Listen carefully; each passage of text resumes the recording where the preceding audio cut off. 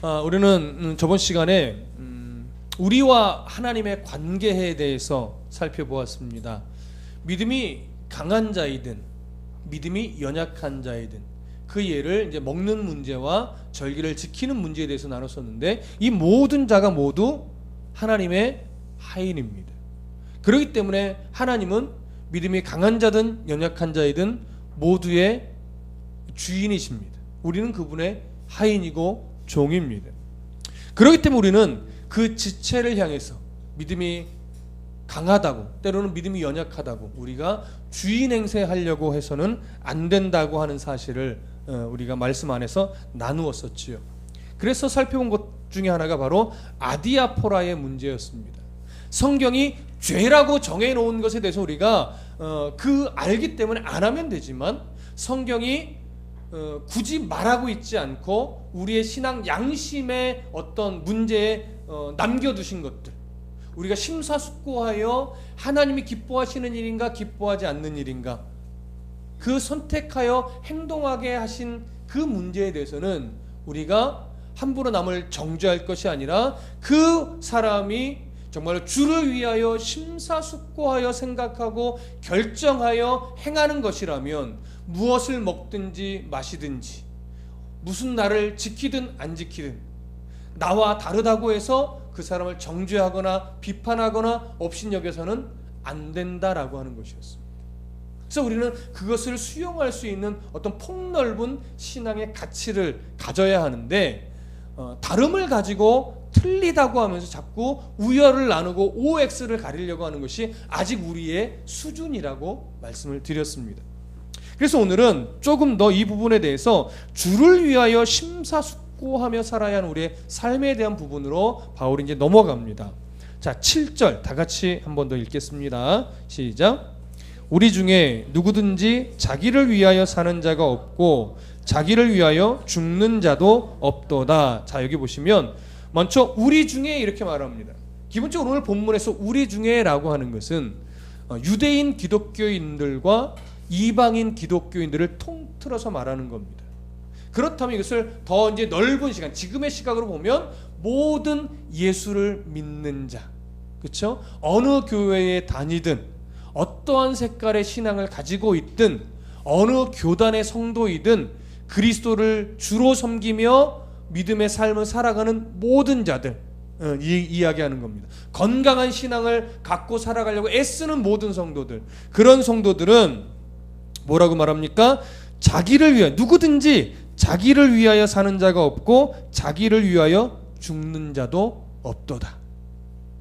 그러니까 어쨌든 건강한 신앙을 갖고 살아가려고 애쓰는 성도를 말하는 거예요. 당시의 기준으로는 로마 교회 안에 이방인 기독교인이든 유대인 기독교인이든 모두가 다 자기를 위하여 사는 자도 없고 자기를 위하여 죽는 자도 없다 이거예요. 거꾸로 얘기하면 다 주를 위해 살고 있다라고 하는 것이죠. 이것이 지금 바울이 인정하는 바예요. 너희들은 지금 서로는 어떤 사람은 먹는다고 비판하고 업신여기고, 어떤 사람은 안 먹는다고 자랑질한다고 또 업신여기는, 이러한 서로 비판하는 또 업신여기는 관계로 아직 있지만, 바울이 볼 때는 서로가 다 주를 위하여, 자기를 위하여 사는 것이 아니고 자기를 위하여 죽는 것도 아니고 다 주를 위하여 살아가고 있다. 이걸 지금 강조하는 거예요. 그래서 8절에 뭐라고 합니까? 함께 읽어보겠습니다. 시작. 우리가 살아도 주를 위하여 살고 죽어도 주를 위하여 죽나니 그러므로 사나 죽으나 우리가 주의 것이로다. 우리가 이방인 기독교인이든 유대인 기독교인이든 오늘날로 얘기하면 하여튼 주를 위하여 주를 믿고 살아가는 모든 성도들이 다 사나 죽으나 지금 주를 위하여 살고 있다라고 하는 겁니다. 바울이 이 어감을 우리가 좀 생각해 보면 바울이 아마 이 8절에 굉장히 좀 힘을 줬을 것 같아요. 느낌을 좀 아시겠어요? 굉장히 좀 힘을 줘서 이 이야기했을 것 같아요. 왜냐하면 지금 이 7절과 8절은요 바울의 신앙 고백과도 사실은 같다고 볼 수 있습니다. 바울이 이것이 자기의 신앙 고백이기 때문에, 자기가 경험하여 체득된 것이기 때문에 지금 이 신앙이란 이런 거다라고 강조하는 거예요. 사실 바울은요 다메섹 도상에서 예수 그리스도를 만나기 전에, 회심하기 전에는 뭘 위해 살던 사람이죠? 자기를 위해 살던 사람. 종교적인 것도 자기를 위해서, 세상적인 어떤 갖고 있는 것도 자기를 위해서. 한번 찾아보실까요? 빌립보서 3장으로 가보겠습니다. 빌립보서 3장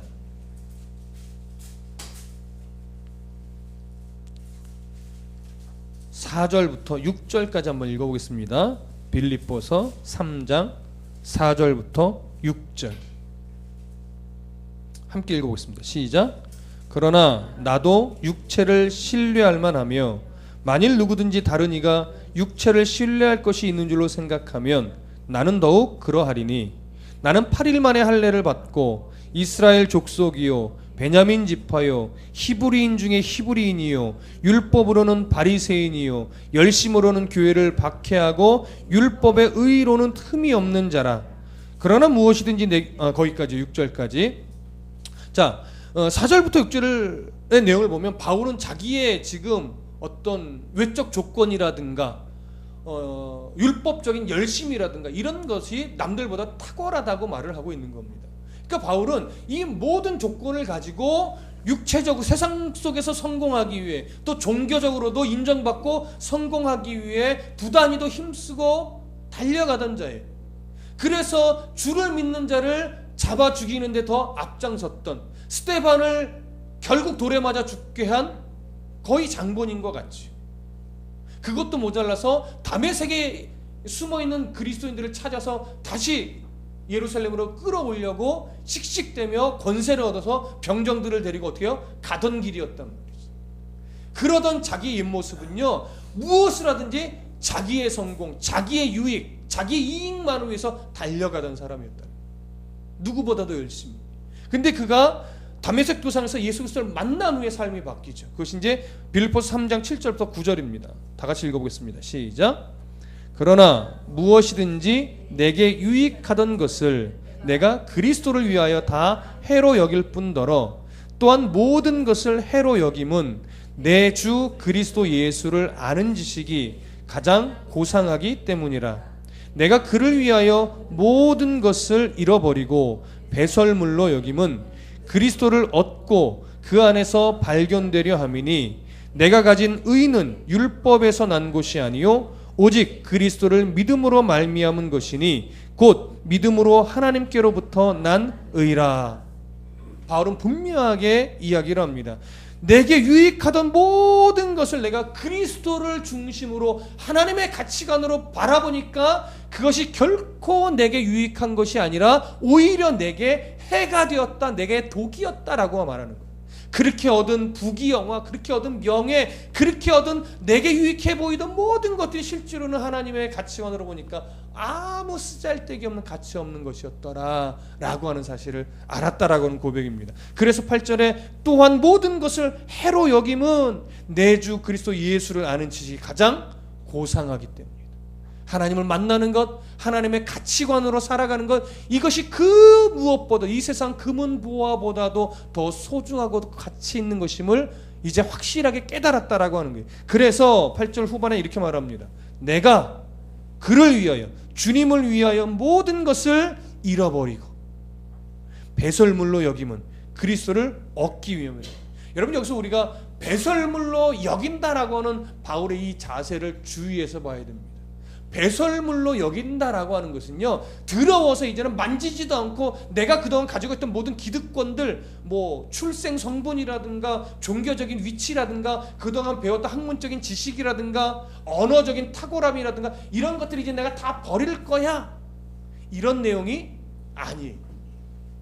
그 모든 내가 가지고 있는 재능들을, 내가 가지고 있는 기득권들을 이제는 정말 내 성공을 위해서 썼다면 이제부터는 그것을 나를 위해 쓰지 않고 누구를 위해? 주님을 위해 쓰겠다라고 하는 고백인 거예요. 무슨 말씀인지 아시겠습니까? 그래서 바울은요, 사도행전의 역사를 쭉 흘러가 보면 때로는 바보처럼 갇히고 바보처럼 매 맞을 때도 있었지만 때로는 내가 로마 시민이요 하고 드러낼 때도 있었던 거예요. 그게 왜 그래요? 그 상황마다 주를 위하여 어떤 것이 더 내게 이상 유익한가, 복음을 전하기 위해서 내가 어떤 것이 유익한가를 판단한 거예요. 그래서 아무 소리 없이 갇힐 때는 갇히는 거죠. 아무 소리 없이 매맞을 땐 매맞는 거예요. 억울해도. 근데 어느 자리에서는 내가 로마 시민이요 하면서 자기의 어떤 갖고 있는 위치나 재능들을 드러낼 때도 있었다는 거예요. 누구를 위해서? 주를 위해서. 그러니까 주를 위해서 살 때요, 열심히 내가 뭔가를 갈고 닦아서 내 안에 쌓아놓는 게 그것도 필요한 거예요. 근데 그것이 내 자랑, 내 교만으로 가는 것이 아니라 누구를 위해서? 주를 위해서 쓰는 도구가 되어야 돼요. 그렇게 사용하고 그렇게 쓰여지려면 철저하게 하나님이 어떤 분이고 하나님의 가치가 얼마나 존귀한 것인지를 깨달아 아는 것이 전제가 되어야 돼요. 그럴 때만이 내게 있는 모든 것들을 주를 위해 사용할 수 있는 거예요. 그러니까 그 수준에 따라서. 근데 아직 그 수준이 안 된데 너는 왜 아직도 주를 위해 그걸 쓰지를 못하니 하면서 지적하고 정죄하듯이 하듯 하면 그 사람의 신앙은 망가질 수밖에 없는 거예요. 그래서 때로는 알면서도 모른 척 뭐예요? 그냥 기다려주는 거죠. 때로는 푸시하기도 하는 거예요. 좀 더 주를 위해 헌신해봐요. 좀 더. 때로는 그거 좀 이제 끊어봐요. 한번 더 멋진 하나님을 발견할 수 있을 거예요. 때로는 단호하게, 때로는 모르는 척.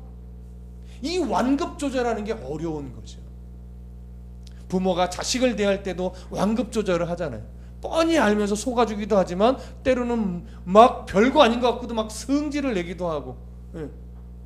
우리는 이 완급 조절에 자꾸 실패하니까 자기 가슴을 칠 때가 많은 거지만 하나님의 은혜를 받고 지혜를 받으면 그 완급 조절이 조금씩 뭐예요? 잘 되어가는. 그럼 이제 성숙한 부모가 되어가는 거죠. 그 완급 조절이 안 되면 아직 미성숙한 부모예요. 그래서 제가 아직 미성숙한 부모인가 봐요. 예? 우리가 좀 더 성숙한 부모가 되어야 할 텐데, 바울은 인생 속에서 예수 그리스도를 만나면서 이제 점점 성숙한 그리스도인이 되어갔습니다. 예수를 만나자마자 성숙한 그리스도인이 되지 않았어요. 아시잖아요. 사도행전에 보면요, 다메섹 도상에서 예수를 만난 후에 그가 다메섹에서 막 복음을 막 전해요. 자기 가슴이 너무 뜨거우니까. 근데 복음 전하는데 뭐예요? 실패해요. 그래서 쫓겨가요. 그래서 예루살렘으로 가죠. 예루살렘에 가서 또 뜨거운 마음에 복음을 전하는데 또 실패해요. 그래서 하나님이 고향 다소로 보내셔서 몇 년간 아무것도 못하게 하십니다. 그저 말씀만 보게 하고 말씀으로 자신을 다듬고 그 다혈질적인 성격을 누르는 훈련만 시키세요. 철저하게 수년간 누르시고 다듬으시고 말씀을 채워놓으신 후에 드디어 안디옥으로 보내시면서 그 선교 사역의 첫 시발점이 시작이 됩니다. 그러면서 수없이 선교 사역 중에 고난과 또 고난을 거치면서 그의 사역은 굉장히 성숙해지죠. 그렇게 1차, 2차 선교 여행을 통해서 다듬어지고 성숙해진 그 엑기스가 어디서 나오는 거예요? 로마서에서 나오는 거예요. 그 엑기스가 없었으면, 그 고난의 시절들, 그 억울함의 세월들이 없었으면 이 엑기스가 나오지 않아요. 그래서 성숙해질 수 있었던 거예요. 그래서 가끔은 어른들 얘기를 들어보면 그런 것 같아요. 이제 좀 성숙한 부모로 애들을 좀 다 가르칠만 하면 이미 다 커서 품을 떠나 있는 것 같은. 그렇죠? 부모님 이제 효도할 만하면 돌아가실 무렵이 다 되어 있는 것처럼 그런 늘 안타까움이 있습니다. 우리가 조금 더 빨리 성숙해질 수 있으면 얼마나 좋을까요? 부모로서, 또 신앙인으로서, 때로는 자녀로서 조금만 더 빨리 성숙할 수 있다면 그러면 좋을 것 같습니다. 바울은 이런 경험을 통해서 오늘 본문에서 이제 우리가 사는 것은 다 주를 위해 사는 것이다 라고 이야기를 하면서, 왜 우리가 주를 위해 지금 살고 있고 왜 죽어도 지금 주를 위해서 죽을 수 있느냐? 사나 죽으나 우리가 주의 것이기 때문이다, 이렇게 이야기를 하는 겁니다. 사나 죽으나 우리가 주의 것이다. 주의 것이란 얘기는 앞에서는 오늘 로마서 10장에서는 하인이란 말을 썼지만 보통 바울은 자기를 주님의 내가 종입니다라고 하는 표현을 쓸 때는 둘로스를 쓴다고 말씀드렸습니다. 둘로스는 억지로 매인 종이 아니라 자원하여 매인 종. 희년이 되어 너 이제 자유의 몸으로 풀어줄게 율법적으로. 근데 나는 자유인이 되는 것이 싫습니다. 나는 이 주인이 너무 좋아요. 그래서 나는 영원히 그냥 내 자유의지로 내 이 주인의 종이 되겠습니다 라고 하는 이 마음을 제사장에 얘기하면 귀 한쪽을 송곳으로 뚫어주죠.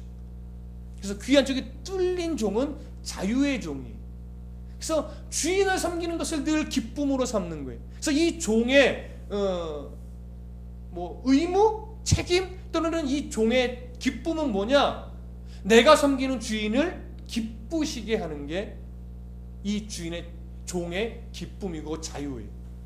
그래서 살아도 주인이 기뻐하는 삶을 사는 거고, 내가 죽어도 주인이 기뻐하면 이 종은 만족하는 거예요. 그게 기쁨이에요. 그래서 바울은 뭐예요? 사나 죽으나 우리가 주의 것이로다. 우리 주님이 기뻐할 수만 있다면 내가 살아도 괜찮고 내가 죽어도 괜찮습니다. 이게 바로 사도 바울의 자세였고, 오늘 우리가 주의 것이로다, 사나 죽으나 우리가 주의 것이로다, 이렇게 고백하는 바울의 마음 자세가 이것입니다.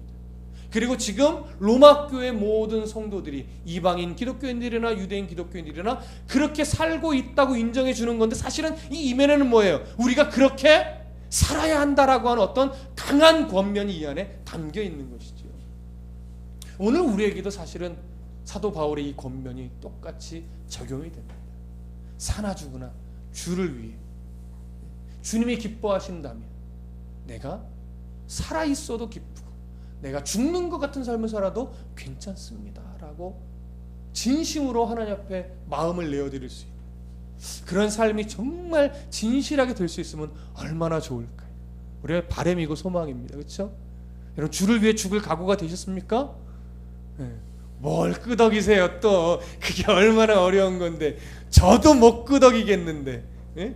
주를 위하여 살 수는 있겠어요. 주를 위하여 죽는 거는요, 이론적으로만 아직 가능한 것 같아요.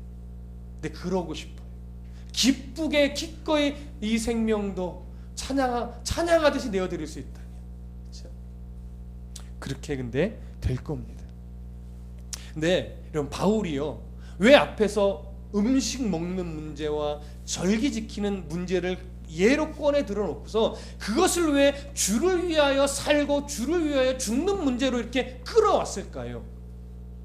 사실 주를 위하여 살고 주를 위하여 죽는다, 이 표현은요 좀 거창해 보이잖아요. 네? 주를 위하여 사는 것까지는 이해가 되는데 주를 위하여 죽는 문제를 어떻게 먹는 문제와 절기를 지키는 문제를 여기에 연결할 수 있을까요? 거기 이유가 있습니다. 여러분, 어떤 사람이 주를 위해 살고 어떤 사람이 주를 위해 죽을 수 있을까요? 내가 소소하게 살아가는 그 일상의 그 작은 모퉁이의 자리에서부터 주를 위하여 사는 자세로 시작하는 사람이 주를 위하여 죽을 수 있을까요? 아니면 평상시에는 내 마음대로 막 살다가 결정적인 순간이 되면 주를 위하여 죽는 그런 수 있는 사람이 있을까요? 아니에요. 이건 드라마가 아닙니다. 영화가 아니라고요.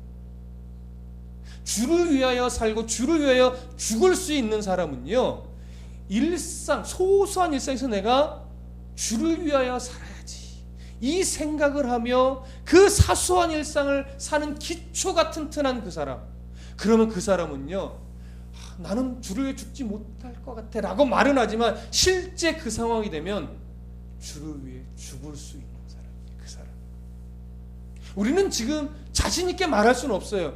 나는 주를 위해 죽을 자신은 없을 것 같아요. 근데요, 주를 위하여 그 하루를 드릴 수 있는 사람은요, 주를 위하여 죽을 수 있는 사람이기도 합니다. 그래서 우리는 참 연약하고 우리는 서로가 우리 같은 사람이요 라고 하지만 때로는 여러분 참 대단하신 분들이에요. 서로 민망해서 아니에요 라고 말하겠지만 여러분, 하루를 주를 위해 지금 드리려고 몸부림치시잖아요. 또 그 하루를 주를 위해 잘 못 드린 것 같을 때 마음이 참 아프시잖아요. 그래서 하나님께 죄송한 마음 같잖아요. 때로는 자주는 아닐지라도, 그렇죠? 그래서 이 말씀을 들을 때마다 맞아, 내가 오늘 하루도 또 왜 이렇게 내 맘대로 살았지? 내가 오늘 이 하루도 왜 우리 자녀에게 내 맘대로 그렇게 막 승질도 부리고 함부로 했지? 내가 오늘도 왜? 여러분, 말씀을 듣을 때 이런 찔림을 받는다면 여러분 하루를 함께 드리고 있는 겁니다. 그런 사람이 주를 위해 죽을 수 있는 거예요. 그런 마음이 없으면요, 저 사람은 주를 위해 죽을 수 있을 것 같아라고 사람은 말할 수 있을지 모르나 실제로 그런 사람은 주를 위해 죽을 수 있는 사람이 아니라는 거예요. 바울이 하는 얘기예요. 하루를 주를 위해 드리십시오. 그러면 주를 위해 죽을 수도 있습니다. 그 하루를 못 드리면서, 그 한순간을 못 드리면서 어떻게 생명도 내 주님 겁니다, 말이 안 되는 거예요. 바울은 그럴 수 없다는 겁니다. 그래서 여러분, 우리 스스로를 때로는 대견하게 여기셔도 돼요. 교만하지만 않으면. 그래, 너 오늘 주를 위해 하루를 잘 보냈다. 이런 삶이 쌓이면 너 주를 위해 죽음도 드릴 수 있을 거야. 그래, 우리 그렇게 살자. 스스로를 이렇게 대견하게 마음을 어루만지셔도 됩니다. 그렇게 하루하루 우리가 함께 들여가는 삶이 되시면 됩니다. 자, 9절 다 같이 읽어보겠습니다. 9절 시작.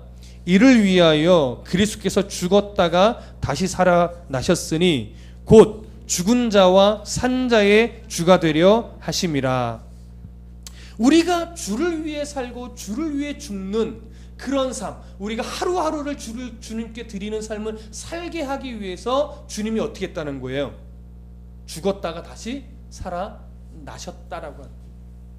이 사실을 믿는 자는 이미 그 소유가 누구한테 넘어갔어요? 사단의 종노릇하던 자가 아니라 이제는 소유가 그리스도 생명의 종노릇하는 자로 바뀐 거지요. 그래서 우리는 그 주인 되신 주를 위해서 하루하루 모여서 또 우리의 인생을, 때로는 죽음마저도 주님께 드릴 수 있는 그런 사람이 되었습니다.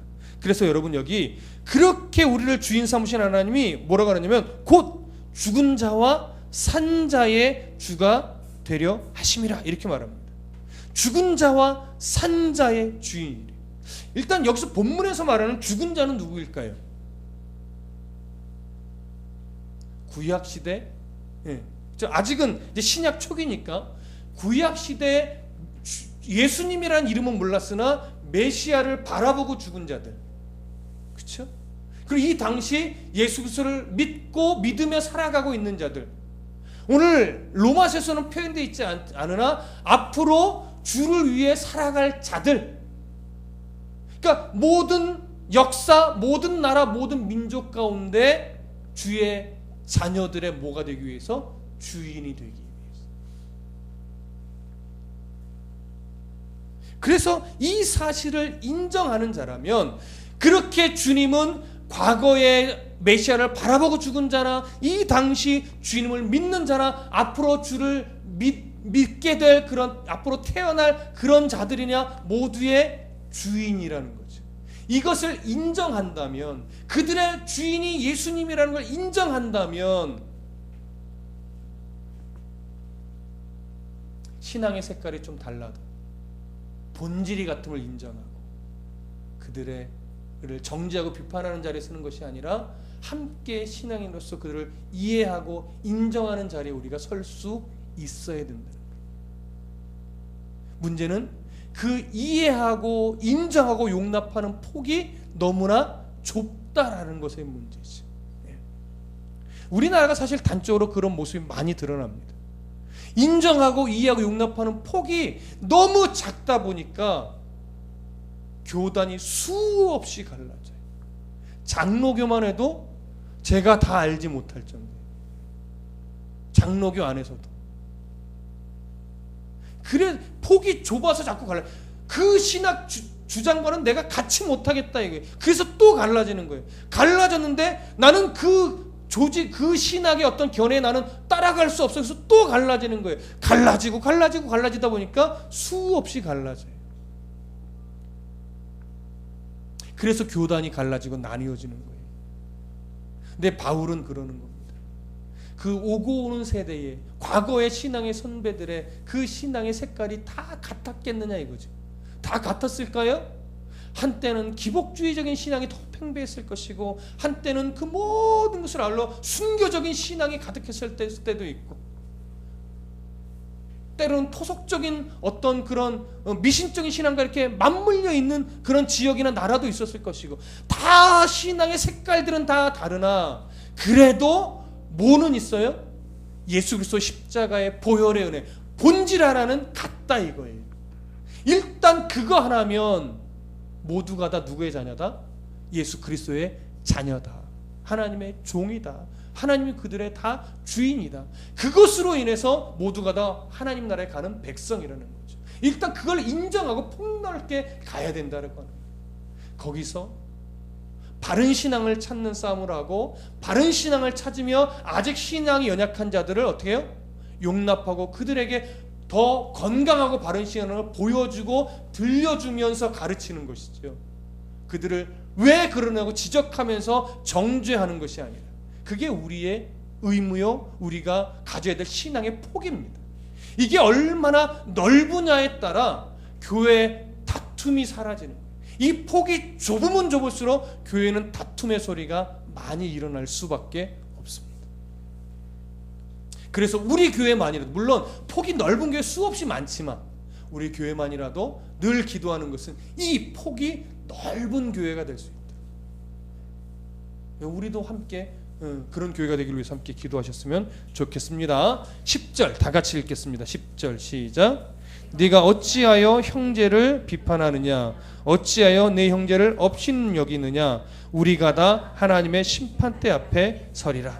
그래서 바울이 다시 한번 강조하는 겁니다. 어찌하여 비판하느냐 어찌하여 업신 여기느냐 그럴 수 없다 이거죠. 그러면서 또 내놓은 것이 이거예요. 우리가 다 하나님의 심판대 앞에 서리라. 그 심판대 앞에 서면 우리가 할 말은 하나밖에 없어요. 저 모 집사가 이랬대요. 누가 이랬대요. 다른 지체에 대해서 말할 수 없어요. 내가 어땠었는가.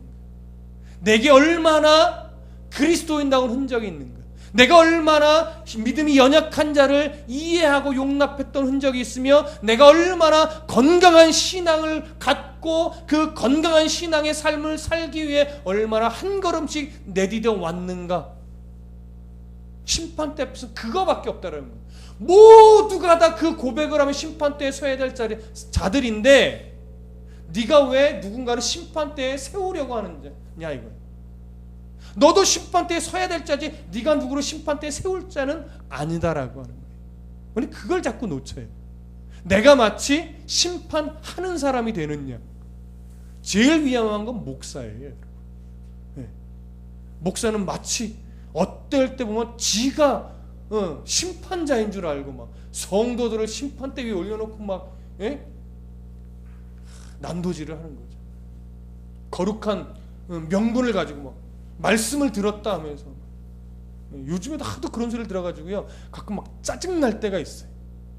그러면서 나는 그러지 말아야 되는데 이런 결심을 다시 한번 하게 됩니다. 목사는 심판자가 아닙니다. 목사도 심판대에 서야 하는 자입니다. 여러분들도 마찬가지죠.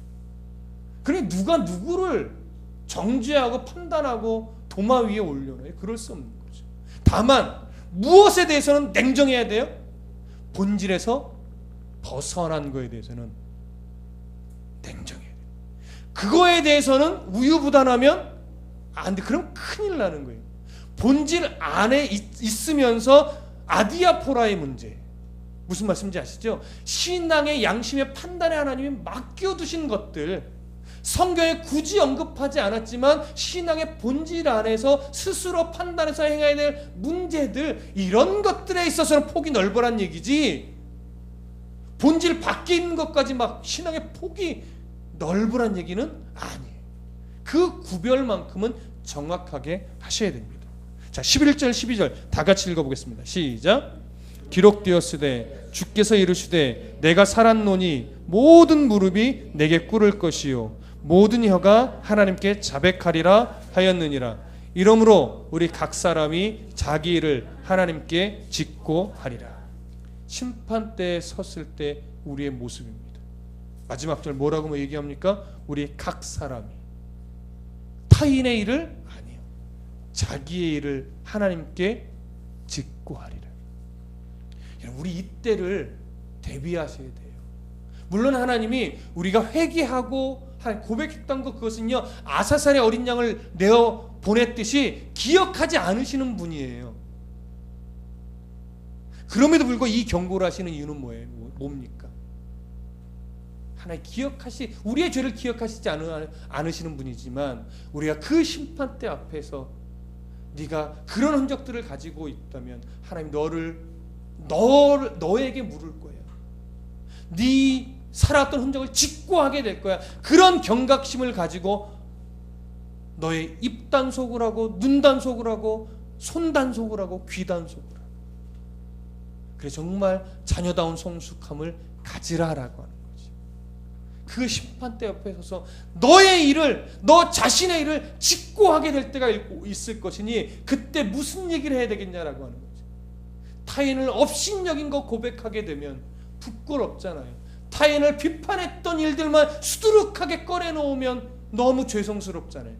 그때 용납했던 것, 좀 가난했지만 그래도 덕을 세우려고 애썼던 것, 비록 돈이 없어서 헌금은 많이 못했지만 때로는 건강이 없어서 봉사는 많이 못했지만 내가 하나님의 자녀로서 부끄럽지 않으려고 애썼던 흔적들, 그런 것들을 하나님 앞에 내어드려야죠. 부끄럽지 않게. 우리의 인생은 그런 때를 준비하는 겁니다. 그때 하나님 앞에 자랑스럽게 서기 위해서 지금 훈련받는 겁니다. 우리 모두 이 날을 이렇게 주님 앞에 서서 우리의 일을 스스로 직고하게 될 날을 준비할 수 있는 그런 복된 성도가 되시기를 소원합니다.